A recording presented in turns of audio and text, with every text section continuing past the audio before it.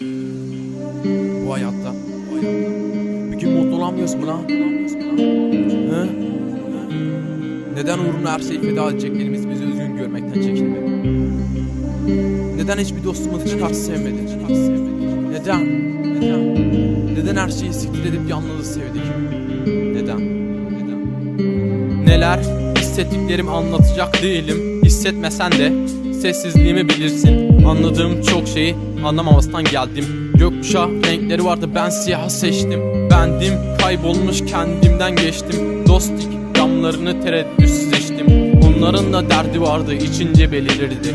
Konu paraya gelince sükût edilirdi. Kemirirdi beynini cevap olmayan sorular. Unuttuğunu sanıyorsun ama o sol yanında. Gidişini izlerken söylenirdi ah ulan. Geçmek bilmiyor bu amansız zaman. Gözlerine bakmasıydı en büyük yalan. Farkına varmadan gittikçe uzaklaşan arttığını hissediyordun. İçtiklerini filan dönmeyeceğini biliyordun. Gerçekleşmeyecek bir kural. Kurak bir mevsimdi o acıtan sıcak. Soğuk boğazımda keskin bir bıçak. Bekliyordu onu orada sabah ilk uçak. Hazırlanıp gelmiş o gereksiz salak. Kalk bak saat 8'i geçmiş. Bitmiş olan hikaye sende silinmiş. Unuttuğunu sanıyorsun fakat beynine yerleşmiş. Gideceğini sanmıyorsun, fazla güven vermiş.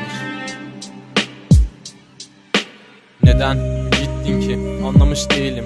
Neden sevdin ki kavramış değilim. Neden sarıldın ki özlemek değildi. Geldi gitti hayatını mahvetti.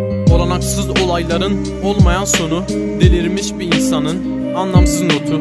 Tarif edilemeyecek farklı bir koku. Duman, sessizlik, etraf boğucu.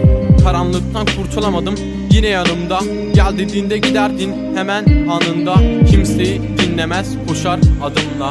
Anlamadı bile onu yok saydığımda. Varlığında yokluğunda her anında öyle geliyordu sana. Fakat yine onunla aptal yerine koymuş. Anlamaman normal. Öyle oynadı ki kesin alırdı Oscar. Kurak bir mevsimdi o acıtan sıcak. Soğuk boğazımda keskin bir bıçak. Bekliyordu onu orada sabah uçak. Hazırlanıp gelmiş o gereksiz salak. Kalk bak saat 8 geçmiş. Bitmiş o an hikaye sende